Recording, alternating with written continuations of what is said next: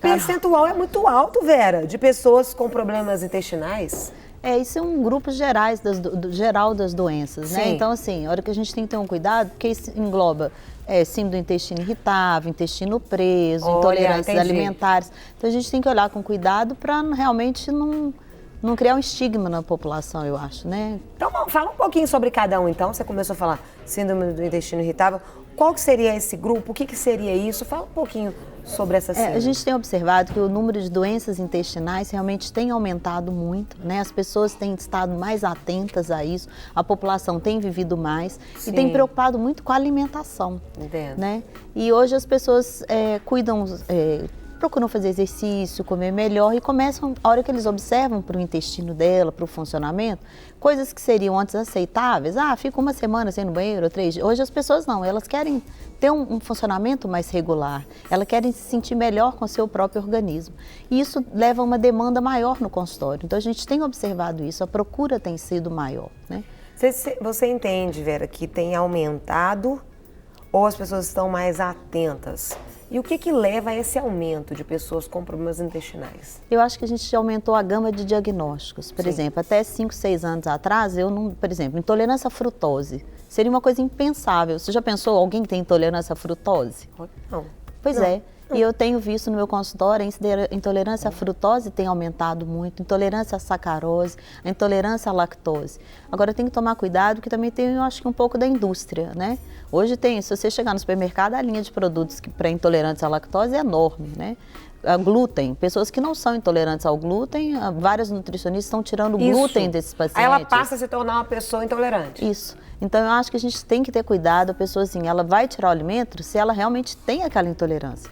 Né? Eu já vi vários pacientes que chegam no consultório e falam assim, não, eu fui na nutricionista, eu quis emagrecer, ela tirou o glúten da minha alimentação. Eu falei, mas você fez um teste para ver se é intolerante? Não, ela falou que não precisa. O que acontece com isso? Você pode deixar de dar o diagnóstico, por exemplo, de uma doença celíaca. Então, eu trabalho muito com a educação, então a gente tenta passar isso para a população, para os alunos, para que você consiga primeiro dar o diagnóstico e depois fazer a terapêutica. Né? Então, vários pacientes já chegam, eu tirei o glúten, tirei a lactose, tirei frutose, o que você vai comer? Eu brinco que nós estamos na geração da pasta de amendoim e do avocado, né? Chega cada dieta que eu falo, isso não é dieta para brasileiro, né? Arroz e feijão já não é comida, né? Já percebeu isso? É amêndoas, tâmaras, damascos e coisas assim... É verdade. Que não são do nosso hábito alimentar. Será que isso é adequado para o nosso intestino?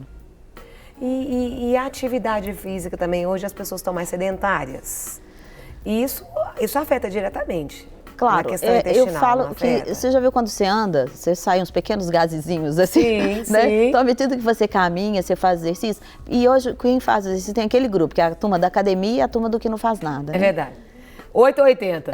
Então aquele que fica na academia, não precisa disso, né? Você pode fazer a caminhada, às vezes a dona de casa, que ela está fazendo a limpeza da casa dela, que ela está varrendo, ela está limpando, ela está caminhando na rua, em vez dela pegar um carro, ela anda um pedaço a pé, é um exercício físico, né? E as pessoas têm se cobrado muito, eu tenho que ir para academia, eu tenho que malhar, eu tenho que fazer isso, né? Então a gente tem que tomar cuidado para não criar estereótipos, né? Criar, eu tenho que ser assim, assim, meu intestino tem que funcionar todos os dias. Não, você sabe que não é uma verdade? Se você funcionar para você um dia sim, um dia não, está adequado.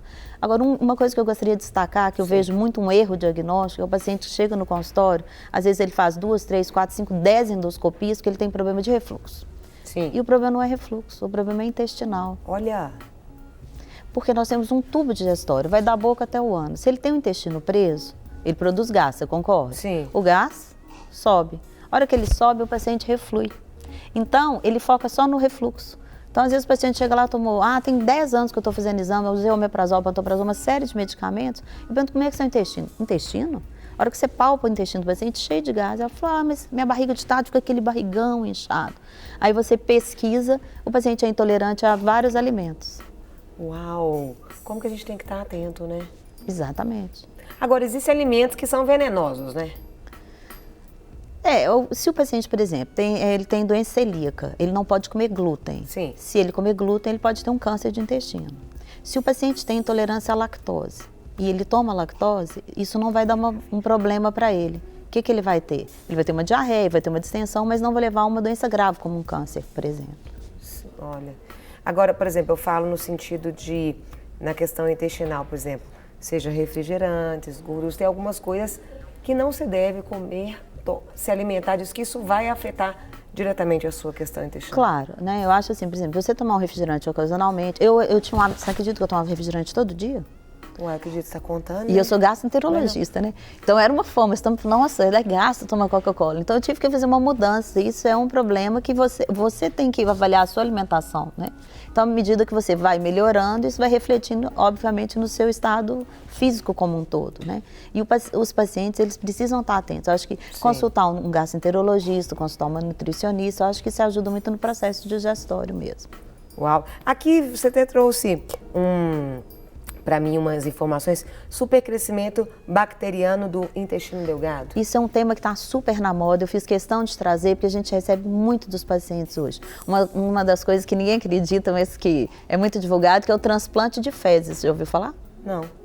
Sério, você imaginou você fazer um transplante de fezes? Não. E já é feito isso no Brasil, né? Olha. O que acontece? Quando o paciente tem um diabetes ou tem uma infecção intestinal, ele pode alterar as bactérias do intestino. Todo mundo tem 1 quilo de bactérias no intestino. Sim. E elas vivem em equilíbrio. Quando você tem um desequilíbrio, a gente diz que tem supercrescimento.